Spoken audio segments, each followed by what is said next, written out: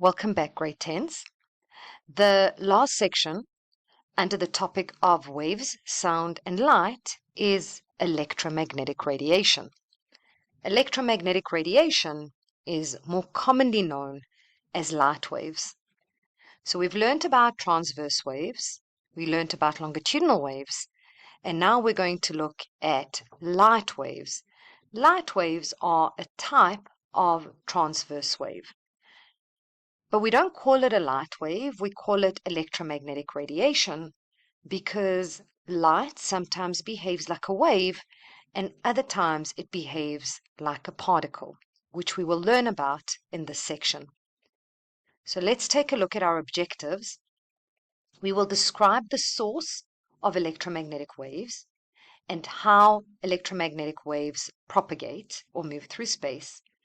Will state that electromagnetic waves or electromagnetic radiation travels through space at a constant velocity of 3 times 10 to the 8 meters per second. So recall that all waves have speed, but when it comes to electromagnetic waves or light waves, they all have a constant speed of 3 times 10 to the 8 meters per second when they're traveling through vacuum or when they're traveling through air. We are going to learn about the different types of electromagnetic radiation and we'll arrange them in order of frequency or wavelength. We'll use the wave speed equation to solve problems related to electromagnetic waves. We'll provide examples of the use of each type of electromagnetic radiation. We will learn that the penetrating ability of the different kinds of electromagnetic radiation is related to the energy of the radiation, which is actually directly related to the frequency of the radiation.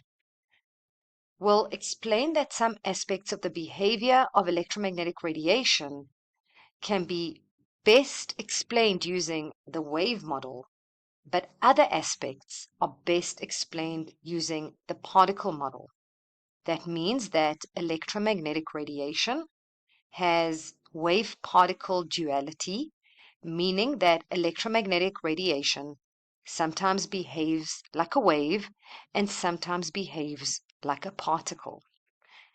And a photon is the name of the electromagnetic radiation when it behaves like a particle.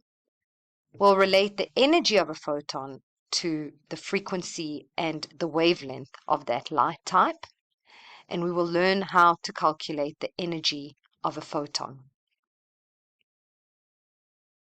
Let's start off by looking at properties of electromagnetic radiation. Electromagnetic radiation is a form of energy that is transmitted from any source of light. So even a light bulb releases electromagnetic radiation. But obviously, most of the electromagnetic radiation that we experience comes from the sun. Electromagnetic radiation is transmitted through electromagnetic waves, and electromagnetic waves are a special type of transverse wave. Longitudinal waves and all other transverse waves need to move or propagate through a medium. So without a medium, that energy can't be transferred. Electromagnetic waves can also propagate through a medium, but they can also propagate through a vacuum. And that is a very big difference between electromagnetic radiation and other types of waves. The main source of electromagnetic radiation is the sun. So this property allows the energy from the sun to travel to Earth because it needs to travel through vacuum. And that is also the reason that we can see other stars, because those light waves can travel through vacuum, which is nothingness, which means that there is no matter to carry that energy. Let's define electromagnetic waves. Simply, it is accelerating charged particles.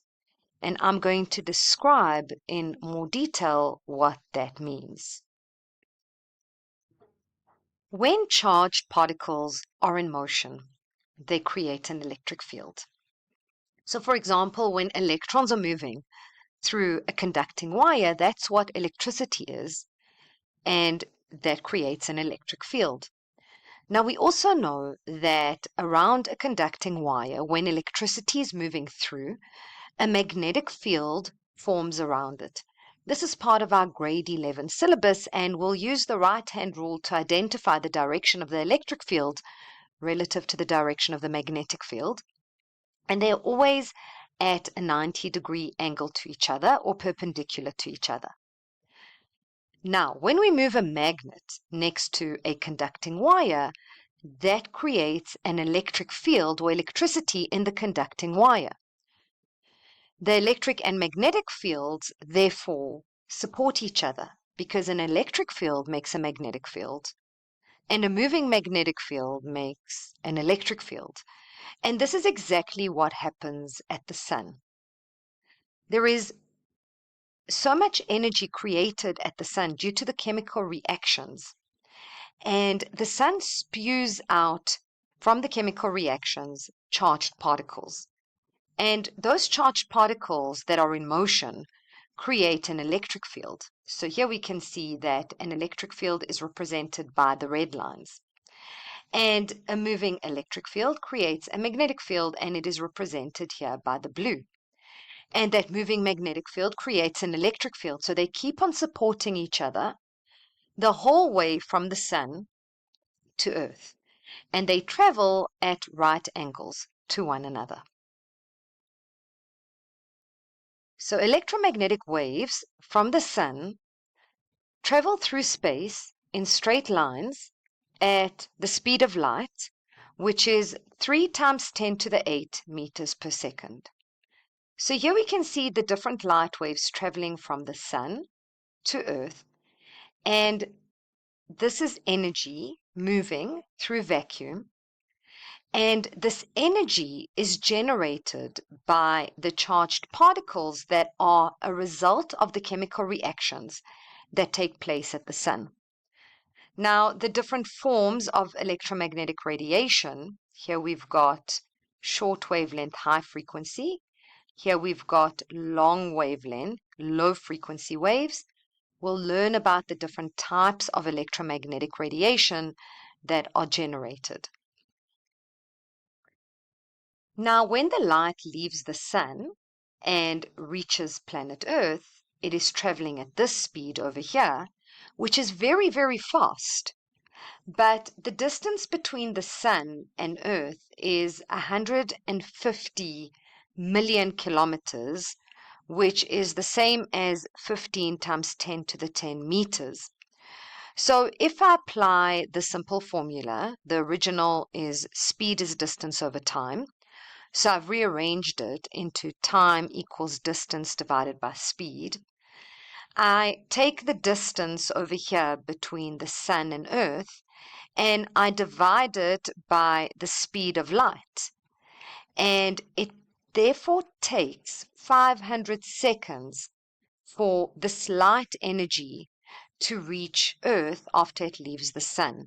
And if I divide 500 seconds by 60, that is equal to 8.3 minutes. What that means is that the sun that we experience right now actually was released from the surface of the sun over 8 minutes ago. When you're looking at a beautiful sunset, what you're seeing is the position of the sun from just over 8 minutes ago. It's important to understand that it is the light energy, the waves, that travel at the speed of light. The charged particles themselves, they travel much more slowly, and it actually takes them approximately 4 days to reach planet Earth. So this is a little video indicating that the charged particles also travel from the sun to Earth. However, they do not travel at the speed of light. The energy that they generate travels at the speed of light, but the particles themselves travel much more slowly. Now, these charged particles reach planet Earth and they travel down the magnetosphere. The magnetosphere is the magnetic field that surrounds our planet. These charged particles are radioactive, so the magnetosphere protects us from this exposure to radioactive particles. And in fact, we can see the force of the radioactive particles in this picture disturbing the magnetosphere. Now, if those radioactive particles rained down on Earth, if there was no magnetosphere to lead those radioactive particles along the magnetosphere, then we would be exposed to radiation. All living things would be impacted by high exposure to radioactive substances, which could lead to all sorts of types of radiation sickness, as well as an increased probability of DNA damage, which would cause cancer. So rather than raining down on us, these radioactive particles are led down the magnetosphere. They get rerouted through the north and the south poles, and by interacting with the air particles at the North Pole and at the South Pole, they create the northern and southern lights. Electromagnetic waves have the same characteristics as all other waves, so we use the same wave formulas. So we learned that the wave speed is equal to the wavelength of the wave divided by the period of the wave, or the wave speed is the wavelength of the wave times the frequency of the wave. The same formulas apply for electromagnetic waves. However, we know the speed of light through vacuum and through air. It has a constant value of 3 times 10 to the 8 meters per second. What that means is that the wave speed is already a given, so we may rewrite the wave equation for electromagnetic radiation as C equals wavelength divided by period, or C equals wavelength times frequency, where this value of C is the speed of light and it is a constant value. So it is automatically given. That means that we only need to be given one other variable in order to work out the third, because the speed is a given. So let's look at a couple of examples.